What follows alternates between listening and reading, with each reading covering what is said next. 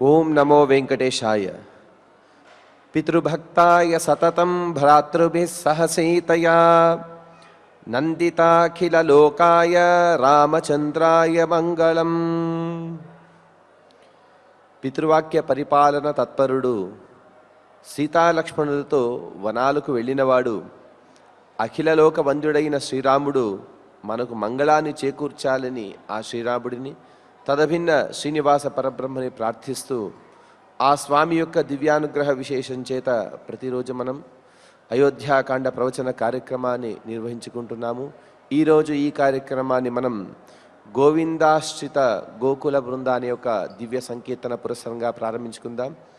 ఈ సంకీర్తన కార్యక్రమాన్ని అన్నమాచార్య ప్రాజెక్టు కళాకారులు శ్రీమతి కృష్ణవేణి గారు వారి బృందంతో సహా నిర్వహిస్తారు. ఈ సంకీర్తన కార్యక్రమం తదుపరి మనం ప్రవచన కార్యక్రమాన్ని ప్రారంభించుకుందాం. ఓం నమో వెంకటేశాయ.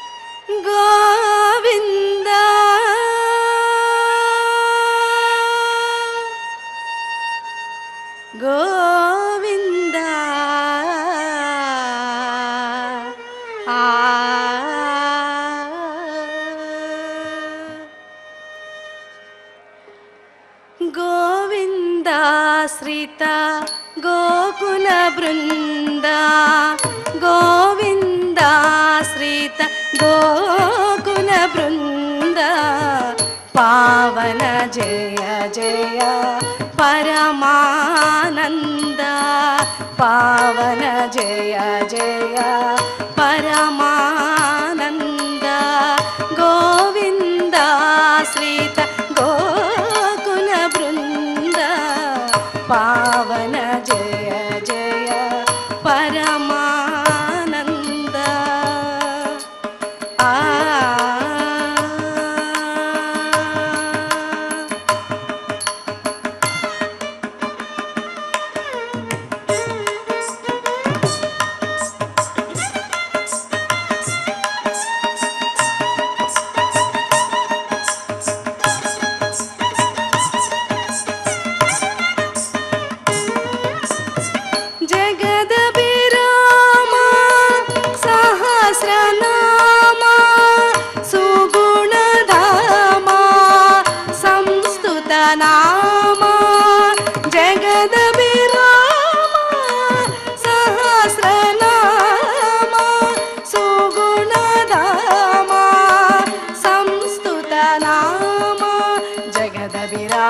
సహస్రనామ సుగుణధామ సంస్తుతనామ, జగదభిరామ సహస్రనామ సుగుణధామ సంస్తుతనామ, గగన శ్యామ గణరిపు భీమా, గగన శ్యామ గణరిపు భీమా, అగణిత రఘువం సాంబుధి సోమా, గగన శ్యామ గణరిపు భీమా, అగణిత రఘువం సాంబుధి సోమా, గగన శ్యామ గణరిపు భీమా, అగణిత రఘువం సాంబుధి సోమా, గగన శ్యామ గణరిపు భీమా, అగణిత రఘువం సాంబుధి సోమా, గోవిందాశ్రిత గోకుల బృంద, పావన జయ జయ పరమానంద,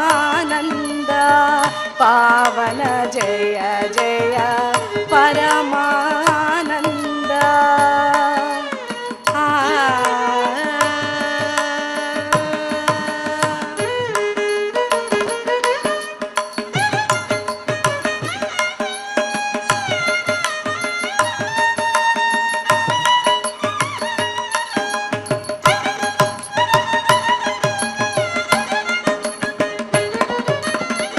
గరుడ తురంగ కారోత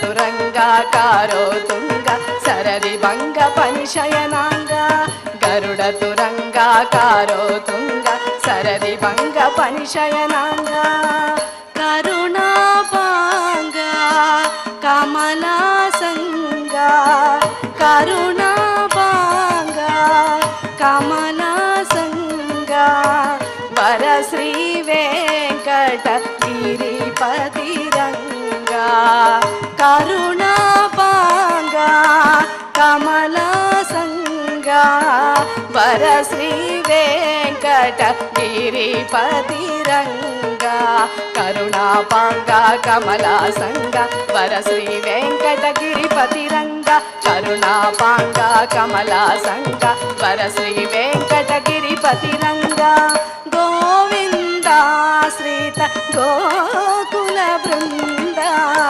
पावन जय जय परमानन्द पावन जय जय परमानन्द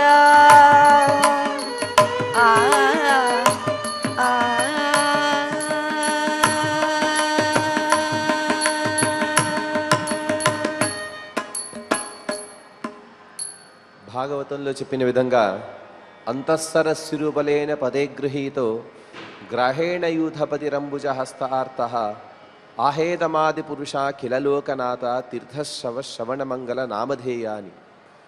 ఉదయం లేచిన వెంటనే ఆ పరమాత్మని గరుడోత్తురంగా అని పరమాత్మని స్మరిస్తే దుస్వప్నాది బాధలు, ఆ దుస్వప్నం వలన కలిగేటువంటి అన్ని కష్టాలు కూడా తొలగిపోతాయని చెప్పిన విధంగానే మనం ఆ పరమాత్మని చక్కగా స్మరించుకున్నాం. ఇక మనం శ్రీ గురు ధ్యానాదులను సమిష్టిగా పలుకుతూ ప్రవచన కార్యక్రమాన్ని ప్రారంభించుకుందాం. శ్రీ గురు ధ్యానం గురు బ్రహ్మ గురుర్విష్ణు గురుర్దేవో మహేశ్వరః గురు సాక్షాత్ పరం బ్రహ్మ తస్మై శ్రీ గురవే నమః. శ్రీనివాస ధ్యానం శ్రీ వెంకటాద్రినిలయః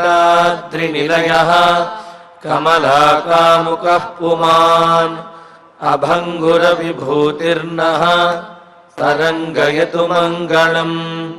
అథ సంకల్పః శ్రీమదాదివరాహ క్షేత్రే విరాజమానస్య శ్రీ పద్మావతీ జానేః అఖిలాండకోటి బ్రహ్మాండ నాయకస్య శ్రీరామచంద్ర రూపాంతరస్య భగవతః శ్రీ వెంకటేశ్వర స్వామినః సన్నిధౌ హనుమత్ సీతా లక్ష్మణ భరత శత్రుఘ్న పరివార సమేత శ్రీరామచంద్ర పరబ్రహ్మణః పరిపూర్ణానుగ్రహేణ అస్మిన్ భువనే సమస్తాధివ్యాధీనాం నివారణార్థం భారతవర్షే విద్యా విత్త వాణిజ్య కృషి వైద్య వైజ్ఞానిక దేశరక్షణాదిరంగేషు విద్యమానానాం ఆస్తిక మహాజనానాం సర్వేషాం సకుటుంబానాం ఆయురారోగ్యైశ్వర్య సద్బుద్ధి ఇత్యాది సర్వశుభఫల ప్రాప్త్యర్థం ధర్మాచరణ ద్వారా శ్రీరామరాజ్యస్య పునర్వ్యవస్థాపనార్థం ఉద్యోగార్థినాం సముచితోద్యోగ ప్రాప్త్యర్థం దంపతీనాం అనుకూల దాంపత్య సిద్ధ్యర్థం సంతానస్య పితృవాక్య పరిపాలనానుకూల బుద్ధి ప్రచోదనార్థం సకల కార్య సిద్ధ్యర్థం గో సంరక్షణార్థం చ శ్రీమద్వాల్మీకి రామాయణే అయోధ్యాకాండే యథాశక్తి శ్లోక వ్యాఖ్యాన పురస్సరం అష్టనవతితమ సర్గ శ్లోక పారాయణం తథా శ్రీధన్వంతరి మంత్ర పారాయణం చ అన్యోన్య సాహాయ్యేన ఆచార్య ముఖేన करिष्यामहे। श्रीवाल्मीकि प्रार्थना। कूजन्तं राम रामेति मधुरं मधुराक्षरम् आरुह्य कविताशाखां वन्दे वाल्मीकि कोकिलम्। श्री आञ्जनेय प्रार्थना। मनोजवं मारुततुल्यवेगं जितेन्द्रियं बुद्धिमतां वरिष्ठं वातात्मजं वानरयूथमुख्यं श्रीरामदूतं शिरसा नमामि। श्रीरामायण प्रार्थना। वाल्मीकिगिरिसम्भूता रामसागरगामिनी पुनाति भुवनं पुण्या रामायण महानदी। श्रीराम प्रार्थना। अयोध्याख्येतु गुर्वर्धे त्यक्त्वा राज्यं गिरौ वसन् पादुके भरतायादात् स रामः शरणं मम। श्रीरामचन्द्र परब्रह्मणे नमः। अथ श्रीमद् रामायणे आदिकाव्ये अयोध्याकाण्डे 98तमः सर्गः। श्रीमन्नारायण चरणौ शरणं प्रपद्ये। श्रीमते नारायणाय नमः। श्रीरामाय नमः। निवेश्य सेनान्तु विभुः पद्भ्यां पादवतां वरः अभिगन्तुं सकाकुत्स्थं येष गुरुवर्तकम्। 97వ సర్గలో చిత్రకూట పర్వత ప్రాంతంలో ఆ పర్వతం మీద ఉన్నటువంటి సీతారామ లక్ష్మణుడు మరి తమ దగ్గరకు వస్తున్నటువంటి భరతుణ్ణి చూచి లక్ష్మణస్వామి ఆవేశపడి అనేకమైనటువంటి నిందావాక్యములు నిందాపూర్వకమైనటువంటి మాటలను భరతునితో యుద్ధం చేయాలి వధించాలి అటువంటి మాటలని మాట్లాడటము. కానీ రామచంద్రుడు మాత్రం భరతుని యొక్క అంతరంగం తెలిసినటువంటి వాడు కావున భరతుని వద్ద యుద్ధం చెయ్యటం కాదు, అతడు మనలను తీసుకువెళ్ళడానికే వస్తున్నాడు, లేకపోతే దశరథ మహారాజే వచ్చి ఉండవచ్చును అనే ఆలోచన కూడా చెప్పి, కానీ అక్కడ ఛత్రం కనిపించడం లేదు కావున దశరథుడు రాలేదేమో, ఏది ఏమైనప్పటికీ కూడా మన మీద ఉన్నటువంటి భక్తితోటి భ్రాతృ ప్రేమతోటే భరతుడు వస్తున్నాడు అని చెప్పి రామచంద్రమూర్తి చెప్పటము, లక్ష్మణస్వామి కూడా ఆ విషయాన్ని తెలుసుకోవటము, దీనితోటి 97వ సర్గ పూర్తయినది.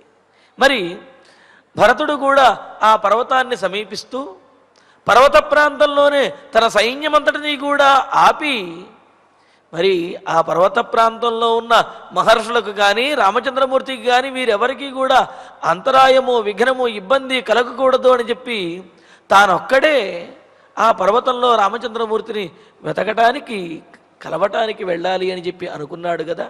మనం అక్కడి వరకు చెప్పుకున్నాం కదా పూర్వం కూడా. మరలా ఇప్పుడు ఆ భరతుడు ఏ విధంగా రామచంద్రుడి దగ్గరికి అంటే ఆ సైన్యాన్ని పర్వత ప్రాంతంలో చిత్రకూట పర్వతం దగ్గరలో అక్కడ ఉంచి భరతుడు ఏ విధంగా రామచంద్రమూర్తి దగ్గరికి ప్రవేశిస్తున్నాడు, ఎలా సమీపించాడు, ఏ విధంగా మాట్లాడబోతున్నాడు అనే విషయాన్ని మనకు తెలియజేస్తూ విభు పాదవతాం వరహ. విభు అంటే సర్వసమర్థుడు అని అర్థం. ఈ విషయాన్ని భరతుడు చెప్పుకోవటం కాదు, రామచంద్రమూర్తే అన్నాడు కదా. మహేశ్వాసే మహాప్రాజ్ఞే భరతే స్వయమాగతే అని చెబుతూ సర్వసమర్థుడు పరాక్రమవంతుడు గొప్ప ధనుర్విద్యా పారంగతుడు అయినటువంటి భరతుడు వచ్చినప్పుడు ఆయుధములతో ప్రయోజనమే ఉన్నది లక్ష్మణ అని చెప్పి రామచంద్రమూర్తి అన్నాడు కదా. కావున అటువంటి సర్వసమర్థుడైనటువంటి భరతుడు పాదవతాంబరః నడకలో కూడా చాలా రాజఠీవి సర్వసమర్థుడు అయినటువంటి వాడు. అంటే ఏమిటి, ఆయన అంతఃపురంలో ఎంత గంభీరంగా అయితే ఆ రాజవీధిలో ఎంత గంభీరంగా నడుస్తాడో ఈ అడవిలో కూడా అంతే గంభీరంగా నడవగలిగినటువంటి వాడు. అంటే ఆ సమర్థత, ఆ మనసు, ఆ పట్టుదల అంత గొప్పవన్నమాట. అటువంటి వాడైన ఆ భరతుడు సేనాంతు నివేశ్య ఆ సేనను చిత్రకూట పర్వత ప్రాంతంలో అక్కడ దగ్గరలోనే అక్కడ ఉంచి గురువర్తకం కాకుత్సం పద్భ్యాం అభిగంతుం ఏష. గురువర్తకం అంటే గురువు యొక్క మాటలను, ఎవరు గురువు అంటే ఇక్కడ తండ్రి అని అర్థం చెబుతున్నారు. విశ్వకోశంలో చెబుతారు గురుర్నిషేకాధికరే పిత్రాదౌ సురమంత్రిణి అని చెప్పి అంటూ గురు శబ్దానికి నిషేకాది కర్మలన్నీ కూడా చేసేటటువంటి వాడు తండ్రి, చదువు చెప్పినటువంటి వాడు, మంత్రోపదేశం చేసినటువంటి వాడు పురోహితుడు, అదేవిధంగా దేవగురు అయినటువంటి బృహస్పతి. ఇన్ని అర్థములు గురు శబ్దానికి ఉన్నాయి. మరి ఇక్కడ గురువర్తకం తండ్రి మాటలను పరిపాలించినటువంటి వాడు, పితృవాక్య పరిపాలకుడైనటువంటి వాడు, కకుస్థ వంశంలో జన్మించినటువంటి వాడైన రామచంద్రమూర్తిని కలవడానికి, ఆయనతో మాట్లాడటానికి, సమీపించడానికి పద్భ్యాం అభిగంతుం ఏష. తన రథమును దిగేసి ఆ సైన్యమును అక్కడే ఆపి ఆ కాళ్ళతో నడుచుకుంటూ వెళ్ళడానికి ఆయన ఇష్టపడ్డాడు. ఇంకా బయలుదేరుతూ ఉన్నాడు భరతుడు. నివిష్టమాత్రేతు సైన్యేతు యథోద్దేశం వినీతవతు భరతో భ్రాతరం వాక్యం శత్రుఘ్నమిదమబ్రవీత్. నివిష్టమాత్రే సైన్యేతు అని అంటూ సైన్యే యథోద్దేశం నివిష్టమాత్రే, ఆ సైన్యమంతటినే అక్కడ ఆపి అయ్యా మీరందరూ కూడా మీకు ఇష్టం వచ్చినట్లుగా, మీకు సౌకర్యంగా మీ స్థానములలో మీరు ఉండండి అని చెప్పి భరత వినీతవతు, భరతుడు చాలా వినయంగా నడుచుకుంటూ భ్రాతరం శత్రుఘ్నం ఇదం వాక్యం అబ్రవీత్, నడుచుకుంటూ అక్కడ రాముడి దగ్గరికి వెళ్ళబోతూ తన తమ్ముడైనటువంటి శత్రుఘ్నునితోటి ఈ మాట చెబుతున్నాడు. నాయన శత్రుఘ్న, క్షిప్రం వనమిదం సౌమ్య నరసంఘై సమంతతః లుబ్ధైశ్చ సహితైరేభిః త్వమన్వేషితుమర్హసి. ఇక్కడ మనం ఒక విషయాన్ని గుర్తుపెట్టుకోవాలి. గంగానదిని దాటించే సందర్భంలో గుహుడు తమ సైన్యముతోటి భరతుని యొక్క సైన్యానికి సహాయం చేసి ఆ గంగానదిని దాటించాడు. దాటించిన తర్వాత గుహుడు వెనుకకు తిరిగి వెళ్ళిపోలేదు. ఈ భరతుని యొక్క సైన్యంతో పాటే కొన్ని వేల మందిని, కొంతమందిని తీసుకుని గుహుడు కూడా భరతునితో పాటుగా చిత్రకూట పర్వత ప్రాంతానికి వచ్చాడు. ఎందుకని? రామచంద్రమూర్తిని అన్వేషించడానికి. అందులోనూ కూడా గుహుడు భరతునితో ఒక మాట చెప్పాడు, ఈ పర్వత ప్రాంతములలో, ఈ అటవీ ప్రాంతములలో నాకు తెలియనటువంటి ప్రదేశం ఏదీ లేదు, నాకు అన్ని ప్రదేశములు తెలుసు అనే విషయాన్ని గుహుడు కూడా వ్యక్తపరిచాడు. ఇదే విషయాన్ని సుమంత్రుల వారు కూడా భరతునితో చెప్పాడు. ఈ ప్రాంతంలో ప్రతి అణువు కూడా గుహుడికి తెలిసినటువంటిదే, కావున అతని సహాయం తీసుకున్నట్లయితే మరింత సులువుగా రామచంద్రమూర్తిని కలవవచ్చును అని చెప్పి మరి భరతునికి సహాయం చేయడానికి గుహుడు కూడా చాలా సిద్ధంగాను అనుకూలంగా చేశాడు కదా. ఆ గంగానదిని 500 పడవలతోటి, అదేవిధంగా ఆ నడిచేటటువంటి ఆ నదిని దాటవలసినటువంటి పద్ధతిని, ఆ దాటేటటువంటి ప్రదేశాన్ని కూడా చూపించి భరతుని యొక్క ఆ సైన్యాన్ని దాటించాడు కదా. ఆ గంగానదిని దాటించి అవతల ఒడ్డుకు చేర్చాడు కదా గుహుడు. మరి ఆ గుహుడు అక్కడ నుంచి వెనుదిరిగి వెళ్లకుండా తాను కొంతమంది సైన్యంతో పాటు భరతునితో పాటు ఈ చిత్రకూట పర్వత ప్రాంతానికి కూడా వచ్చాడనమాట. అందుకనే ఇక్కడ భరతుడు చెబుతూ ఉన్నాడు, నాయన శత్రుఘ్న, ఏభిః నరసంఘై సహితై ఏభిః లుబ్ధై. నాయన ఇదిగో మనతో పాటు వచ్చినటువంటి ఈ కొంతమంది వీరితోటి, అలాగే ఏభిః లుబ్ధై, అలాగే ఈ అడవిలో ఉండేటటువంటి వారు గుహుని సైన్యమైనటువంటి కొంతమంది ఈ ఆటవికులు ఎవరైతే ఉన్నారో వారు ఆటవికులతోటి త్వం శీఘ్రం క్షిప్రం, నీవు వెంటనే ఇదం వనం సమంతతః అన్వేషితుం అర్హసి, ఈ వనాన్ని నీవు కూడా అంతటా కూడా చుట్టుపక్కల అంతా కూడా వెతకవలసి ఉన్నది. ఈ చిత్రకూట పర్వత ప్రాంతంలో ఉన్న వనాన్ని చుట్టుపక్కల అంతా కూడా నీవు పూర్తిగా వెతకాలి. నువ్వు ఈ విధంగా వెతకటం కోసమని చెప్పి ఈ ఆటవికులు వీళ్ళు ఎవరైతే ఉన్నారో నిషాదులు, వీరందరి యొక్క సహాయాన్ని నీవు తీసుకుని ఈ అడవిని వెతకాలయ్యా అని చెబుతూ గుహోజ్ఞాతి సహస్రేణ శరచాపాసిధారిణ సమన్వేషతు కాకుత్స్థౌ అస్మిన్ పరివృత స్వయం.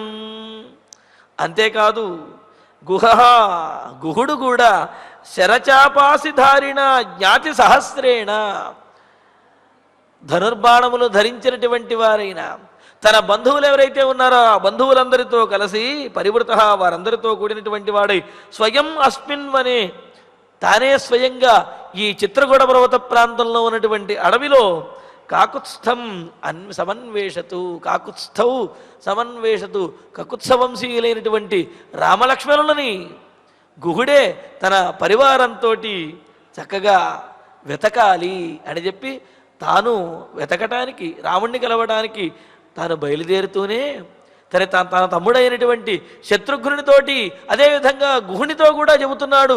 గుహుని యొక్క సైన్యము ఇతరుల సహాయంతో మరి నీవు కూడా ఈ అడవిని చుట్టుపక్కల అంతా కూడా వెతకాలి.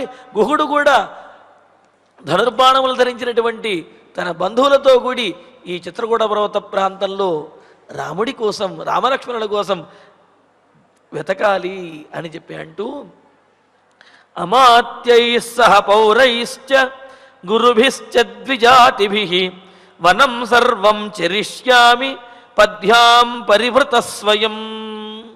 మరి నేను కూడా బయలుదేరుతున్నాను నాయన అని అంటూ అమాత్యై సహా పౌరైశ్చ సహా, మరి మన మంత్రులతోటి అదేవిధంగా కొంతమంది పురజనులతోటి గురుభిః, మన గురువులతోటి ద్విజాతిభిః, పండితోత్తములు బ్రాహ్మణోత్తములతోటి కలిసినటువంటి వాడినై, వారితో కూడినటువంటి వాడినై పద్భ్యాం సర్వం వనం చరిష్యామి, నేను కూడా కాళ్లతోటే ఈ వనమంతా కూడా వెతుకుతానన్నాడు. కాళ్లతోటి అంటే ఇక్కడ పాదుకలు కూడా ధరించకుండా ఆయన అలాగ నడుచుకుంటూ, తన పాదములతోటే అలా నడుచుకుంటూ ఈ వనమంతా కూడా వెతుకుతాను అని అంటున్నాడు. రామచంద్రమూర్తి నివసించేటటువంటి ఈ చిత్రకూటం పరమ పవిత్రమైనటువంటిది కావున నేను పాదుకలు కూడా లేకుండా ఈ వనంలో వెతుకుతాను. దీనికి మన మంత్రులు, గురువులు, అదేవిధంగా బ్రాహ్మణోత్తములు, కొంతమంది పురజనులు, వీరందరి యొక్క సహాయంతో నేను కూడా ఇక్కడ వెతుకుతాను నాయన.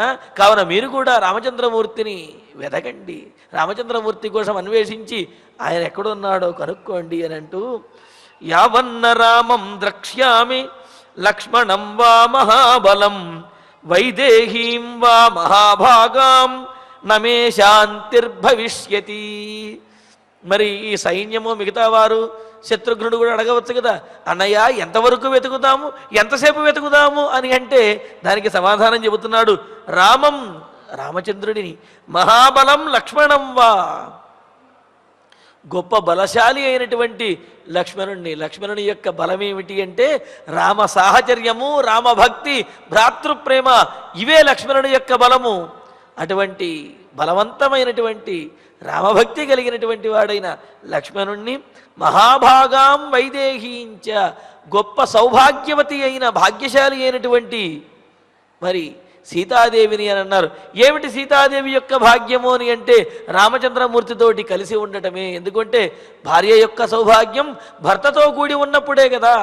అందుకనే ఇక్కడ మహాభాగాం, గొప్ప సౌభాగ్యవతి భాగ్యవంతురాలైనటువంటి వైదేహీం, విదేహరాజ తనయ అయినటువంటిది. అంటే తన దేహానికి కావలసినటువంటి సుఖములు, సౌందర్యము, లేకపోతే ఆభరణములు, ఇవేమీ పట్టించుకోకుండా తన భర్తతో ఉండటమే తనకు అన్నీ, తనకు సుఖము, తనకు సంతోషము అని చెప్పి భర్తతో ఉంటూ అంతటి గొప్ప సౌభాగ్యవతి అయినటువంటిది అయిన ఆ సీతాదేవిని యావత్ నద్రక్ష్యామి, ఎప్పటి వరకు అయితే నేను చూడలేనో, మే శాంతి తావత్ మే శాంతి న భవిష్యతి, అప్పటి వరకు కూడా నా మనసు కుదుటపడదు, నాకు శాంతి అనేది లేదు, అప్పటి వరకు మనకు శుభం కలిగినట్లు కాదు.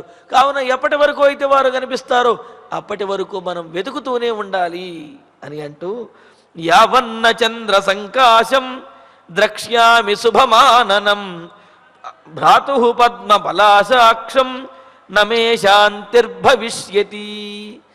ఎప్పటి వరకు అయితే చంద్రుని వంటి ముఖవర్చస్సు కలిగిన, అలాగే పద్మముల వంటి, పద్మపత్రముల వంటి విశాలమైన నేత్రములు కలిగిన రామచంద్రమూర్తి యొక్క శుభకరమైన ఆ ముఖారవిందాన్ని నేను వీక్షించలేనో అప్పటి వరకు కూడా మే శాంతిహీన భవిష్యతి, నా మనస్సు శాంతించదు, నాకు ఈ శోకం అనేది తగ్గదు అని చెప్పి అంటున్నాడు. అంటే రామచంద్రమూర్తి ముఖారవిందాన్ని చూచి దశరథ మహారాజు ఆయనే మర్చిపోయి ఆ విధంగా చూస్తూ అలా ఉండిపోయేవాడుట. అంతటి గొప్ప అంటే చూపరుల యొక్క ఆ దృష్టిని మనసుని కూడా ఆకర్షించేటటువంటి వాడు. అందుకనే మోహనాంగుడు దివ్యమంగళ విగ్రహుడు రామచంద్రమూర్తి అని. అటువంటి రాముని యొక్క ముఖం చూసే వరకు నాకు శాంతి లేదు అంటూ యావన్న చరణౌ భ్రాతు పార్థివ వ్యంజనాన్వితౌ శిరసాధారయిష్యామి నమే శాంతిర్భవిష్యతి. ఎప్పటి వరకు అయితే భ్రాతు పార్థివ వ్యంజనాన్వితౌ చరణౌ, అన్నగారైనటువంటి రామచంద్రమూర్తి యొక్క ఆ పాదములను, ఎటువంటివి ఆ పాదములు? పార్థివ వ్యంజనాన్వితౌ. సహజంగా అయితే ఈ రాజఠీవి కానివ్వండి, అతను రాజు అవుతాడనేది అతని యొక్క ముఖాన్ని చూచో, అతని యొక్క నడకను చూచో, అతని యొక్క పరాక్రమాన్ని చూచో, విద్యలను చూచో ఇతడు రాజు అవుతాడండి, తనలో ఇంత గొప్పగా ఉన్నది అంటారు. కానీ ఇక్కడ భరతుడు అంటున్నాడు, రామచంద్రమూర్తి యొక్క పాదములు చూచినా చాలు అతడు చక్రవర్తి అనే విషయం తెలుస్తున్నది అన్నాడు. ఎలా తెలుస్తుంది అంటే పార్థివ వ్యంజనాన్వితౌ, రాజలాంఛనములతోటి ఆ గుర్తులతో కూడిన, ఏమిటా గుర్తులు? వజ్రము, ధ్వజము, కమలము, అంకుశము, అమృత కలశము మొదలైనటువంటి చక్రవర్తి చిహ్నములన్నీ కూడా రామచంద్రమూర్తి యొక్క పాదములలో ఉన్నాయట. అంటే ఆపాదమస్తకము కూడా పాలకుని యొక్క లక్షణములు, ఆ చక్రవర్తి లక్షణములు కలిగినటువంటి వాడు రామచంద్రమూర్తి అని చెప్పి. అంతేకాదు రామచంద్రమూర్తి జన్మించినటువంటి సందర్భంలో ఉచ్చస్తే గ్రహ పంచకే సురగురవు అని చెప్పి ఈ విధంగా మొదలుపెట్టి 5 గ్రహములు ఉచ్చస్థితిలో ఉండగా అనే విషయాన్ని కూడా బాలకాండలో చెప్పుకున్నాము. అప్పుడు అంటే పంచోచ్చే లోకనాయక అని చెప్పి అన్నారు. 5 గ్రహములు కనుక ఉచ్చస్థితిలో ఉన్నట్లయితే అతడు లోకనాయకుడు అవుతాడు అని చెప్పి అన్నారు. వెంటనే మనకు సందేహం, ఏమండి లోకనాయకుడు ఏమిటి? కనీసం అయోధ్య నగరానికి కూడా నాయకుడు అవ్వలేక ఈ విధంగా అడవిలోకి వచ్చేసినటువంటి వాడు లోకనాయకుడు అవుతాడు అని ఎలా చెబుతారు అంటే, అయోధ్య నగరంలో కనుక ఉన్నట్లయితే కేవలం అయోధ్యకు మాత్రమే నాయకుడు అయ్యేవాడు. అయోధ్యను విడిచి అడవికి వచ్చాడు కావున ఆయన లోకనాయకుడు అయ్యాడు. అంటే లోకనాయకుడు అంటే కేవలం భూలోకమే కాదు, దేవలోకంలో ఉండేటటువంటి వారిని కూడా రక్షించాడు. ఎలాగా? రాక్షసులందరినీ కూడా వధించి దేవతలందరికీ కూడా శుభాన్ని చేకూర్చి లోకనాయకుడు అయ్యాడనమాట. అందుకనే ఇక్కడ రాముడిలో ఉన్నటువంటి ఆ లక్షణములు, సాముద్రిక లక్షణములు కూడా తెలియజేస్తూ పార్థివ వ్యంజనాన్వితౌ, చక్రవర్తి లక్షణములన్నీ కూడా, ఆ చిహ్నములన్నీ కూడా కలిగినటువంటి చరణవు ఆ రామచంద్రమూర్తి యొక్క పాదములను యావత్ శిరస నధారయిష్యామి, ఎప్పటి వరకు అయితే నా శిరస్సునందు ధరించలేను, అంటే ఎప్పటి వరకు అయితే నా శిరస్సును తీసుకువెళ్ళి తాటించి అక్కడ రామచంద్రమూర్తి యొక్క పాదముల వద్ద ఉంచలేను, శిరస్సు వంచి రాముడికి పాదాభివందనం ఎప్పటి వరకు అయితే చెయ్యలేను, తావత్ నమే శాంతి, అప్పటి వరకు నాకు శాంతి అనేదే లేదు అని అంటున్నాడు. అంతేకాదు యావన్న రాజ్యే రాజ్యార్హ పితృపైతామహే స్థిత అభిషేక జలక్షిన్న నమే శాంతిర్భవిష్యతి. ఇంకో విశేషం ఏమిటంటే ఇక్కడ రామచంద్రమూర్తి సింహాసనం మీద కూర్చొని ఉండగా ఆయన పాదపీఠం మీద ఉన్నటువంటి ఆయన పాదములకు నా శిరస్సు వంచి ఎప్పటి వరకు నమస్కారం చేయలేనో అప్పటి వరకు నాకు శాంతి లేదు. అంటే రాముడికి పట్టాభిషేకం చేస్తే కానీ నాకు శాంతి కలగదు అనేది కూడా ఇక్కడ భరతుని యొక్క ఉద్దేశ్యం.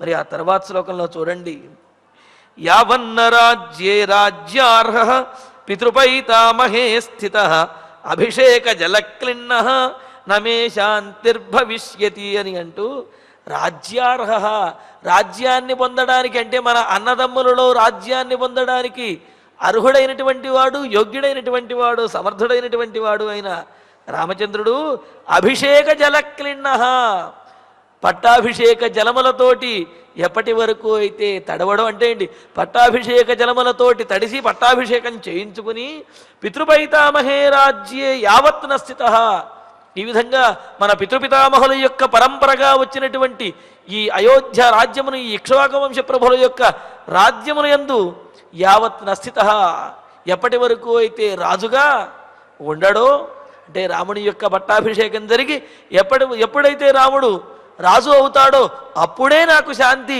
అప్పటి వరకు నాకు శాంతి అనేదే లేదు నాయనా అని చెప్పి అంటూ మరి శత్రుఘ్నుడు అడుగుతాడు కదా, అన్నయ్య ఇంత బాధపడుతూ ఉన్నావు, అసలు నీకు ఈ శోకానికి అంతు ఎక్కడ, ఎప్పుడు నువ్వు ఆనందంగా ఉండగలుగుతావు అంటే ఇదిగో ఇంతకు ముందు చెప్పినటువంటి ఈ 3-4 శ్లోకాలలో చెబుతూ, ఎప్పటి వరకు అయితే రామచంద్రమూర్తిని చూడలేనో అప్పటి వరకు నాకు ఆనందం లేదు, ఎప్పటి వరకు అయితే రామచంద్రమూర్తి యొక్క పాదముల ఇంత శిరస్సు వంచి పాదాభివందనం చెయ్యలేనో అప్పటి వరకు నాకు ఆనందం లేదు, ఎప్పుడైతే రాముడికి ఎప్పటి వరకు పట్టాభిషేకం చెయ్యలేనో రాముడికి అప్పటి వరకు ఆనందం లేదు.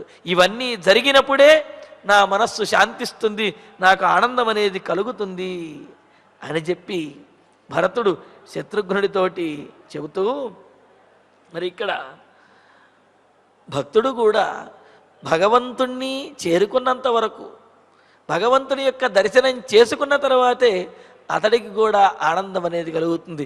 ఒక్కసారి ఆ దివ్యమంగళ విగ్రహుడైనటువంటి స్వామివారి యొక్క ముఖారవిందాన్ని దూరము నుంచి అయినా ఒక క్షణకాలం పాటు చూస్తే చాలు, ఈ శ్రవణంతా కూడా మరిచిపోతాము, మనలో ఉన్నటువంటి ఆ ఖేదములు కష్టములన్నీ కూడా తొలగిపోతాయి కదా. అదేవిధంగా ఇక్కడ భరతుడు కూడా చెబుతూ ఉన్నాడనమాట. చెబుతూ ఇంకా అంటున్నాడు, సిద్ధార్థ ఖలు సౌమిత్రి యశ్చంద్ర విమలోపమం ముఖం పశ్యతి రామస్య రాజీవాక్షం మహాద్యుతి. నాయన ఈ విషయంలో లక్ష్మణుడు చాలా అదృష్టవంతుడు నాయన. అతడు తన జీవితాన్ని సార్థకం చేసుకున్నాడు. అన్నగారిని అనుసరిస్తూ జ్యేష్ఠో అనుగంతవ్య అని చెప్పినట్లుగా జ్యేష్ఠుణ్ణి అనుసరించి వెళ్ళాలి తమ్ముడు అనుజుడు అని చెప్పినట్లుగా ఆ ధర్మాన్ని పాటిస్తూ లక్ష్మణుడు చరితార్థుడయ్యాడు. ఎందుకంటే విమలోపమం, చంద్రుని వంటి నిర్మలమైనటువంటి కాంతి కలిగినటువంటి వాడు, రాజీవాక్షం అని అన్నారు, పద్మముల వంటి నేత్రములు కలిగిన వాడు అని చెప్పి ఇక్కడ రాజీవ నేత్రుడు రాజీవాక్షుడు అన్నప్పుడు మనకు సందేహం కలుగుతుంది. రాజీవము అంటే కమలమా, కలువ పువ్వ అంటే పద్మమా, తామర పువ్వ, లేకపోతే కలువ పువ్వ అని చెప్పి. అసలు రాజీవము అనే దానికి అర్థము, రాజీ అంటే కనుక రేఖలు దళములు అని అర్థం. ఆ దళములు కలిగినటువంటి పుష్పము రాజీవము అంటే అది పద్మము అవ్వవచ్చును, అదేవిధంగా కలువ పువ్వు కూడా అవ్వవచ్చును. కావున సందర్భానుసారంగా కవులు ప్రయోగిస్తూ ఉంటారు. కానీ ప్రసిద్ధమైనటువంటి అర్థం మాత్రం కమలము అనే అర్థాన్ని చెప్పారు ఇక్కడ. రాజీవాక్షం, కమలము వంటి నేత్రములు కలిగిన వాడు, మహాద్యుతి, గొప్ప కాంతిమంతుడైనటువంటి రామస్య ముఖం పశ్యతి, రాముని యొక్క ముఖాన్ని ఎల్లప్పుడూ కూడా చూడగలుగుతూ ఉన్నాడు అంటే మరి సౌమిత్రి సుమిత్రానందనుడైనటువంటి లక్ష్మణస్వామి సిద్ధార్థక్కలు ఆయన ఎంతో ధన్యుడు కదా అని అంటూ,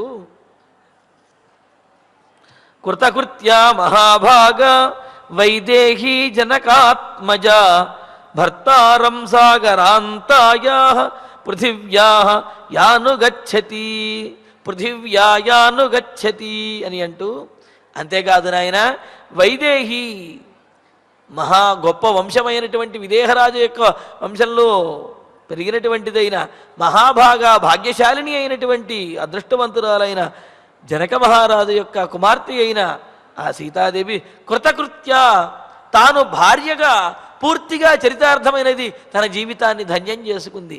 భార్య ఏ విధంగా ఉండాలో ఆ విధంగా ఉన్నది, ఆమె జీవితాన్ని చరితార్థం చేసుకుంది. పృథివ్యా భర్తారం అనుగచ్చతి, ఈ భూమండలమునకు స్వామి అయిన చక్రవర్తి అయినటువంటి భర్త అయినటువంటి రామచంద్రమూర్తిని అనుసరిస్తూ సీతాదేవి కూడా ధన్యురాలైనది. అన్నిటికీ కూడా మనం దూరమైనటువంటి వాళ్ళం మనమే అని అన్నట్లుగా చెబుతూ ఇంకా అంటూ ఉన్నాడు. అంటే ఇక్కడ సార్థకత అనేది, జీవితానికి సార్థకత అనేది ఎప్పుడు వస్తుంది అంటే భగవంతుణ్ణి ఆశ్రయించగలిగినప్పుడే, వాస్తవాన్ని గ్రహించగలిగినప్పుడే, ఇతరులకు సహాయం చేయడానికి జీవితాన్ని వినియోగించగలిగినప్పుడే జీవితం అనేది సార్థకమవుతుంది తప్ప ఏదో మనం సంపాదించుకుని మనం సుఖభోగాలు అనుభవిస్తూ ఉంటే దానివల్ల జీవితానికి సార్థకత కాదు. ఇతరులందరూ కూడా మెచ్చుకునే విధంగా, ఇతరులకు ఉపయోగపడే విధంగా, భగవద్ అనుగ్రహాన్ని పొందగలిగే విధంగా జీవితాన్ని గనక నడిపినట్లయితే అప్పుడు జీవితం సార్థకమవుతుంది అని చెప్పి అంటున్నాడు. అందుకని ఇక్కడ భరతుడు చెప్తున్నటువంటి మాట, సీతాదేవి విధంగా లక్ష్మణస్వామి కూడా రాముణ్ణి అనుసరించడం ద్వారా, వారు ధర్మాన్ని ఆచరించడం ద్వారా సార్థకత పొందారు. మనం ఆ విధంగా రాముణ్ణి అనుసరించలేకపోయాను నాయన, ఇకనైనా మనం ఇప్పుడు రాముణ్ణి వెతికి రాముణ్ణి అనుసరిద్దాము అని చెప్పి అంటూ, శుభగశ్చిత్రకూటోసౌ గిరిరాజోపమో గిరి యస్మిన్ వసతి కాకుత్స్థ కుబేర ఇవ నందనే. ఇంకో మాట కూడా అంటున్నాడు, నాయన గిరిరాజోపమహ, పర్వతరాజుల్లాగా ఈ చిత్రకూట పర్వత ప్రాంతం కూడా ఎంతో భాగ్యశాలి. ఎందుకు అంటే రామచంద్రమూర్తికి నివాసయోగ్యమైనటువంటిది. రామచంద్రమూర్తి ఇక్కడ నివాసం ఉంటున్నాడు అంటే ఈ పర్వతము ఎంత గొప్పదో అని అంటూ, శుభగ గొప్ప భాగ్యశాలి, అంతేకాదు భాగ్యాన్ని ఇచ్చేది కూడాను. నందనే కుబేరహైవ కాకుత్స్థ యస్మిన్ వసతి, నందనవనంలో కుబేరుడు ఉన్నట్లుగా చిత్రకూట పర్వతంలో రామచంద్రమూర్తి విహరిస్తూ ఉన్నాడు అన్నారు. ఎందుకు అంటే కుబేరుని యొక్క వనం చైత్రరథము అనే వనము కుబేరుని యొక్క వనము.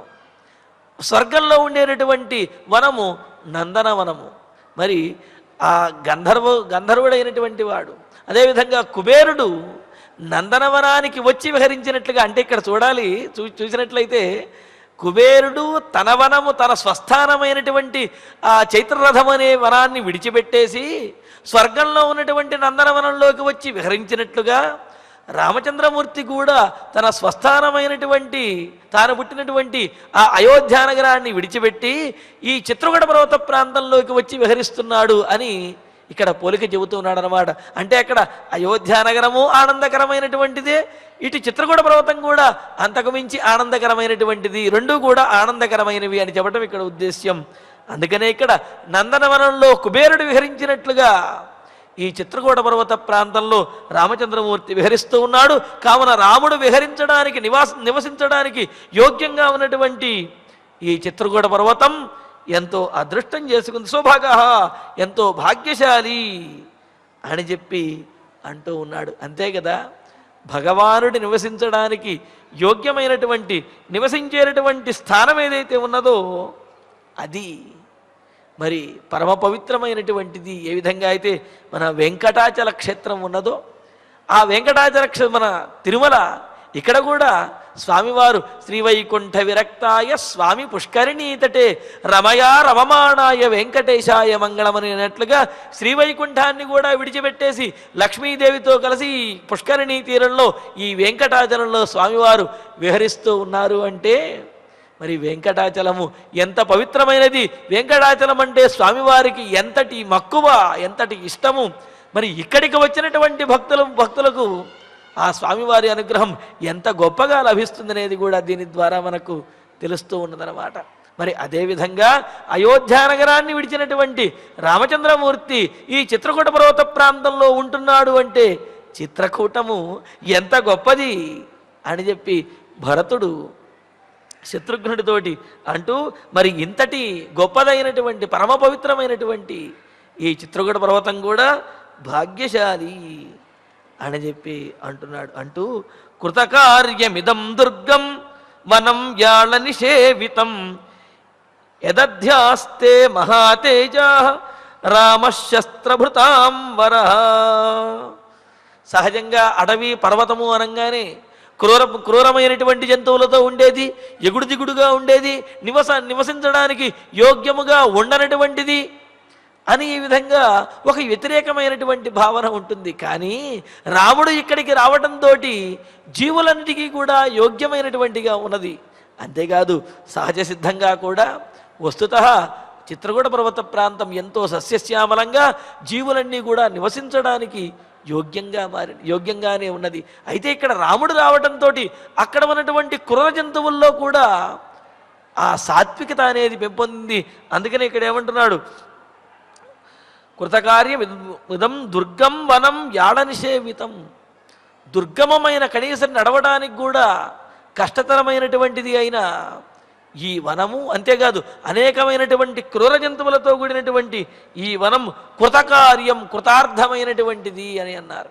ఎందుకు అంటే అడవిని ఎవరు కూడా సహజంగా పట్టించుకోరు. అడవిలో ఏం విశేషాలు ఉన్నాయో ఎవరికీ తెలియదు. అందుకని అంటారు కదా, ఎవరు అంటే ఎంత గొప్ప పండితులు అయ్యండి, లేకపోతే గొప్ప సంగీత విద్వాంసులు అయ్యండి, వారు కనుక గొప్ప పేరు పొందకపోతే ఏదో అడవి కాచినటువంటి వెన్నెలలాగా, అడవిలో ఉన్నటువంటి పుష్పంలాగా ఎందుకు ఉపయోగపడకుండా పోయారు అని చెప్పి అంటుంటారు కదా. అంటే ఏమిటి, అందులో ఉన్నటువంటి గొప్పతనం ఎవరికి తెలియదు, ఎవరు కూడా దాన్ని గ్రహించడానికి వెళ్ళరు, వెళ్ళినా తెలుసుకోలేరు. కానీ ఇక్కడ రామచంద్రమూర్తి రావటం ద్వారా ఈ చిత్రకూట పర్వతానికి కూడా ప్రసిద్ధి అనేది లోకంలో వచ్చింది. అందులో ఉన్నటువంటి విశేషములన్నీ కూడా లోకానికి తెలుస్తున్నాయి. రామచంద్రమూర్తికి నివాసయోగ్యము అయినది అని అంటే ఈ చిత్రకూట పర్వత ప్రాంతం ఎంతో ధన్యమైనది, అదేవిధంగా కృతార్థమైనది, ప్రసిద్ధి చెందుతుంది అని అంటూ ఏవముక్త్వా మహాతేజా భరత పురుషర్షభ పద్భ్యామేవ మహాబాహు ప్రవివేశ మహద్వనం.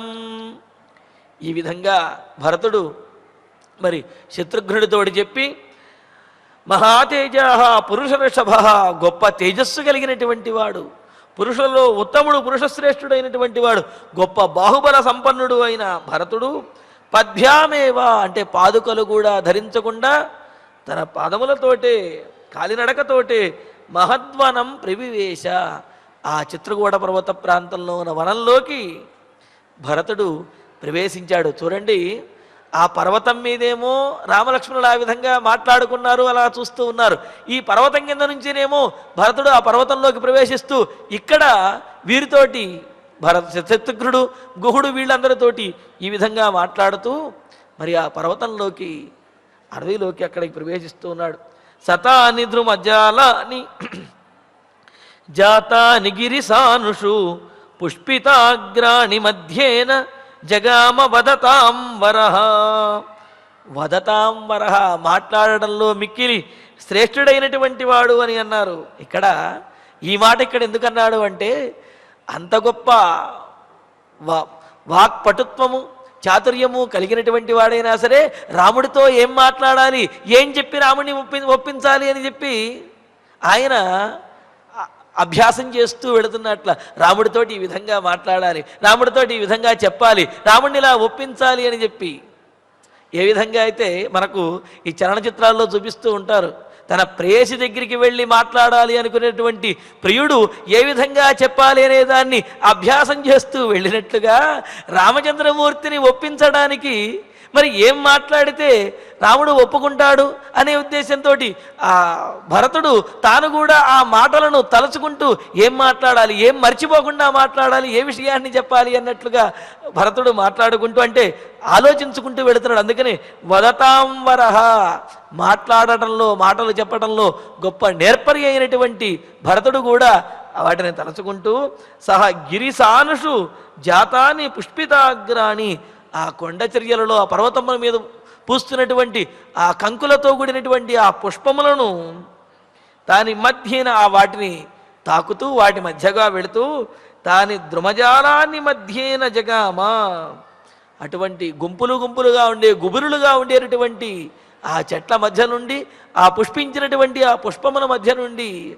తాను రాముడితో మాట్లాడవలసినటువంటి మాటలను తలుచుకుంటూ అలాగా ఆ చిత్రకూట పర్వతం మీదకు వెళుతూ ఉన్నాడు భరతుడు. ఆ తరువాత సగిరే చిత్రకూటస్య సాలమాసాద్య పుష్పితం రామాశ్రమగతస్యాగ్నే దదర్శధ్వజముచ్ఛ్రితం.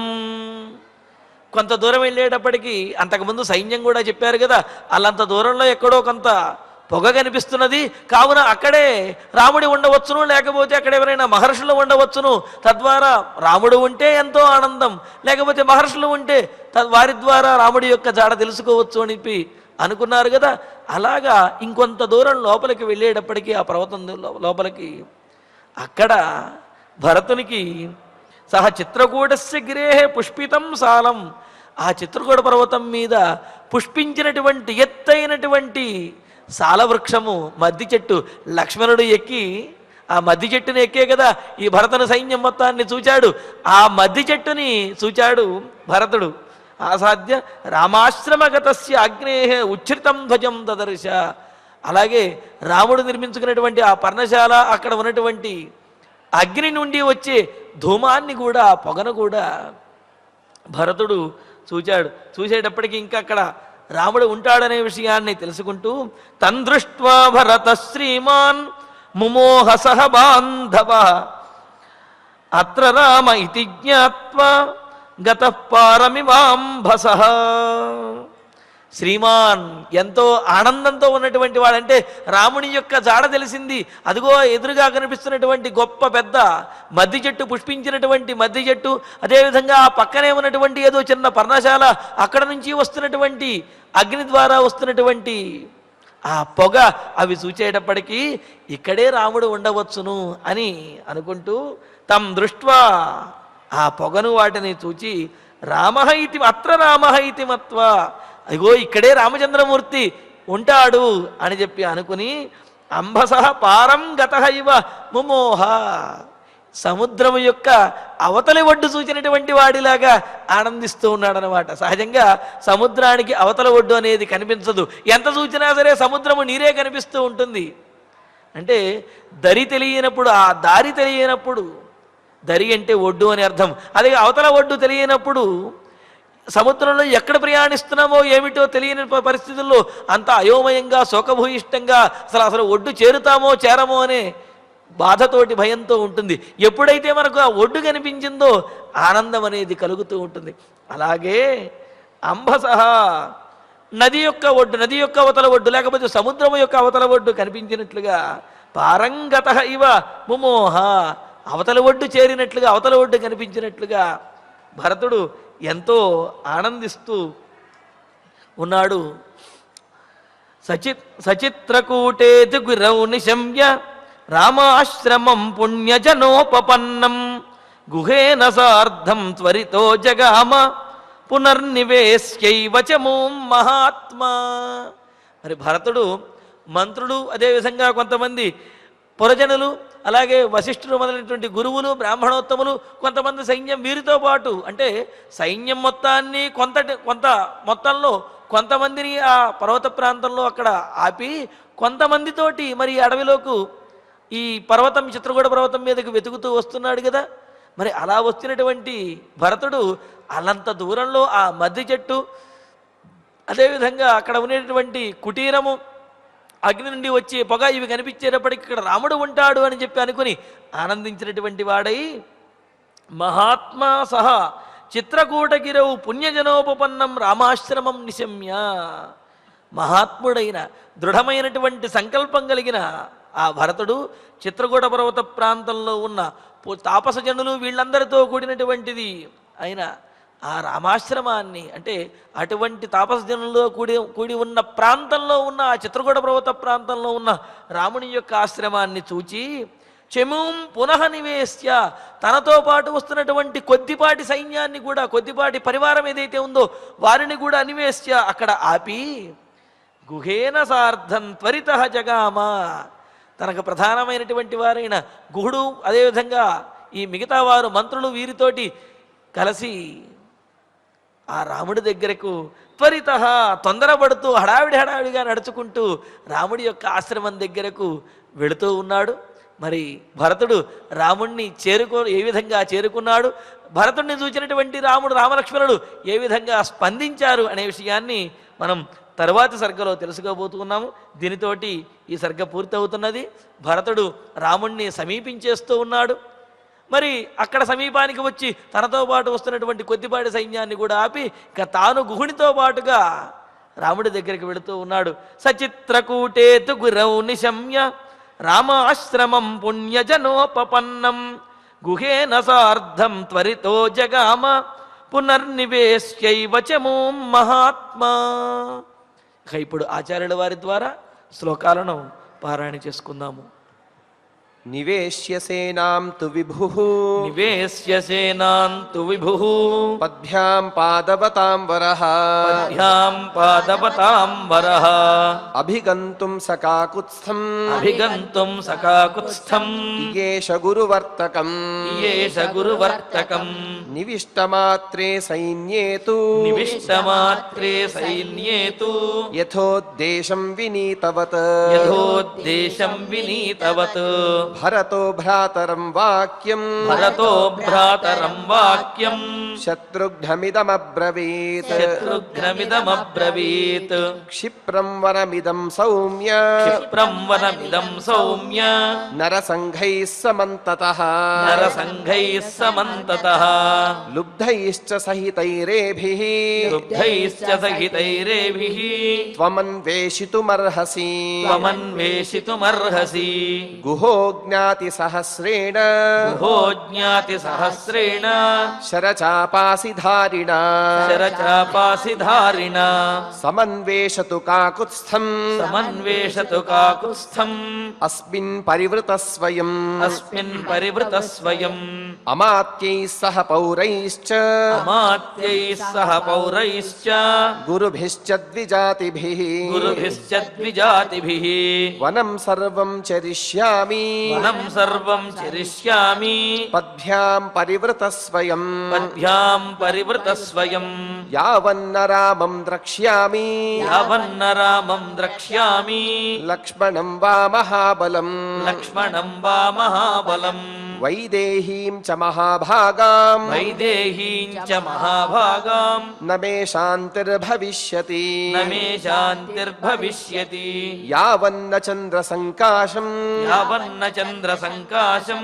ద్రక్ష్యామి శుభమాననం ద్రక్ష్యామి శుభమాననం భ్రాతుః పద్మపలాశాక్షం భ్రాతుః పద్మపలాశాక్షం న మే శాంతిర్భవిష్యతి న మే శాంతిర్భవిష్యతి యావన్న చరణో భ్రాతుః యావన్న చరణౌ భ్రాతుః పార్థివ వ్యంజనాన్వితౌ పార్థివ వ్యంజనాన్వితౌ శిరసాధారయిష్యామి శిరసాధారయిష్యామి న మే శాంతిర్భవిష్యతి న మే శాంతిర్భవిష్యతి యావన్న రాజ్యే రాజ్యార్హః యావన్న రాజ్యే రాజ్యార్హః పితృపైతామహే స్థితః పితృపైతామహే స్థితః అభిషేకజలక్లిన్నః అభిషేకజలక్లిన్నః న మే శాంతిర్భవిష్యతి న మే శాంతిర్భవిష్యతి సిద్ధార్థః ఖలు సౌమిత్రిః సిద్ధార్థః ఖలు సౌమిత్రిః యశ్చంద్రవిమలోపమం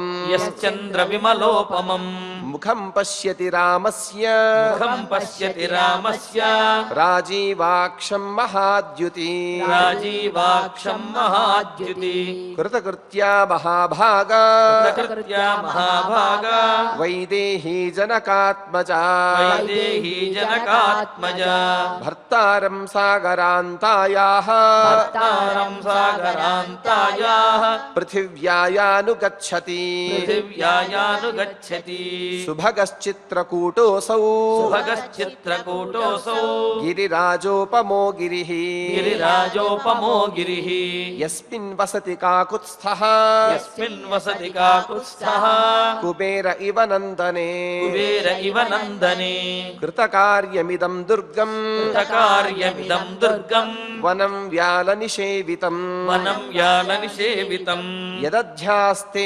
మహాతేజాః యదధ్యాస్తే మహాతేజాః రామः శస్త్రభృతాం వరః రామశస్త్రభృతాం వరః ఏవ భుక్త్వా మహాతేజాః ఏవముక్త్వా మహాతేజాః భరతః పురుషర్షభః భరతః పురుషర్షభః పద్భ్యామేవ మహాబాహుః పద్భ్యామేవ మహాబాహుః ప్రవివేశ మహద్వనం ప్రవివేశ మహద్వనం సతాని ద్రుమజాలాని సతాని ద్రుమజాలాని జాతాని గిరిశానుషు జాతాని గిరిసానుషు పుష్పితాగ్రాణి మధ్యేన పుష్పితాగ్రాణి మధ్యేన జగామవదతాం వరః జగామవదతాం వరః సగిరేశ్చిత్రకూటస్య సగిరేశ్చిత్రకూటస్య సాలమాసాద్య పుష్పితం సాలమాసాద్య పుష్పితం రామాశ్రమగతస్యాగ్నేః రామాశ్రమగతస్యాగ్నేః రామాశ్రమగతస్యాగ్రేః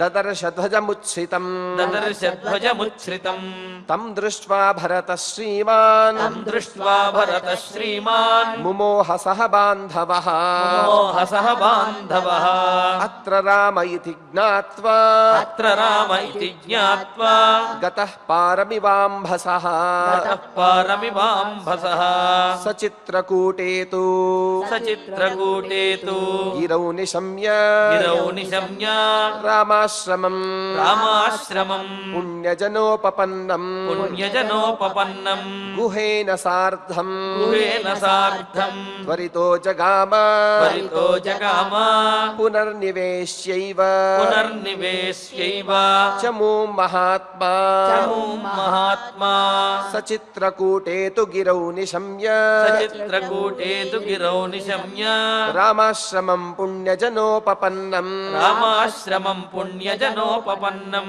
గుహేన సార్ధం త్వరితో జగామ గుహేన సార్ధం త్వరితో జగామ పునర్నివేశ్యైవ చమూ మహాత్మా పునర్నివేశ్యైవ చమూ మహాత్మా ఇత్యార్షే ఇత్యార్షే శ్రీమద్ రామాయణే శ్రీమద్ రామాయణే ఆదికావ్యే ఆదికావ్యే అయోధ్యాకాండే అయోధ్యాకాండే అష్టనవతితమః సర్గః అష్టనవతితమః సర్గః. ఇక మనం ఫలశ్రుతిని ప్రారంభించి మంగళ శ్లోక పర్యంతం సమిష్టిగా పలుకుదాం. ఈ కార్యక్రమాన్ని సుసంపన్నం చేసుకుందాం. ఫలశ్రుతిః ఆయుష్యమారోగ్యకరం యశస్యం సౌభ్రాతృకం బుద్ధికరం సుఖం చ శ్రోతవ్యమేతన్నియమేన సద్భిః ఆఖ్యానమోజస్కరమృద్ధికామైః. శ్రీరామచంద్ర పరబ్రహ్మణే నమః. అథ ధన్వంతరి ధ్యానం అచ్యుతానంత గోవింద విష్ణో నారాయణామృత రోగాన్ మే నాశయాశేషాన్ ఆశు ధన్వంతరే హరే. ఆరోగ్యం దీర్ఘమాయుష్యం బలం తేజోధియం శ్రియం స్వభక్తేభ్యోనుగృహంతం వందే ధన్వంతరిం హరిం. ధన్వంతరేరిమం శ్లోకం భక్త్యా నిత్యం పఠంతి యే అనారోగ్యం న తేషాం స్యాత్ సుఖం జీవంతి తే చిరం. ఓం నమో భగవతే వాసుదేవాయ ధన్వంతరయే అమృతకలశహస్తాయ వజ్రజలౌకహస్తాయ సర్వామయ వినాశనాయ త్రైలోక్యనాథాయ మహావిష్ణవే స్వాహా. ఓం వాసుదేవాయ విద్మహే సుధాహస్తాయ ధీమహి తన్నో ధన్వంతరి ప్రచోదయాత్. అథ నవగ్రహ ప్రార్థనా ఆరోగ్యం పద్మబంధుర్వితరతు నితరాం సంపదం శీతరశ్మిః. భూలాభం భూమిపుత్రః సకలగుణయుతాం వాగ్విభూతిం చ సౌమ్యః. సౌభాగ్యం దేవమంత్రి రిపుభయశమనం భార్గవః. శౌర్యమార్గిః దీర్ఘాయుః సైంహికేయః. విపులతరయశః కేతుః ఆచంద్రతారం. అరిష్టాని ప్రణశ్యంతు దురితాని భయాని చ. శాంతిరస్తు శుభం మేస్తు గ్రహాః కుర్వంతు మంగళం. అథ క్షమా ప్రార్థనా యదక్షరపదభ్రష్టం మాత్రాహీనం చ యద్భవేత్ తత్సర్వం క్షమ్యతాం దేవ నారాయణ నమోస్తుతే. అథ భగవత్ సమర్పణం కాయేన వాచా మనసేంద్రియైర్వా బుద్ధ్యాత్మనా వా ప్రకృతే స్వభావాత్ కరోమి యద్యత్ సకలం పరస్మై నారాయణాయేతి సమర్పయామి. అథ మంగళం శ్రియః కాంతాయ కళ్యాణ నిధయే నిధయేర్థినాం. శ్రీవేంకటనివాసాయ శ్రీనివాసాయ మంగళం.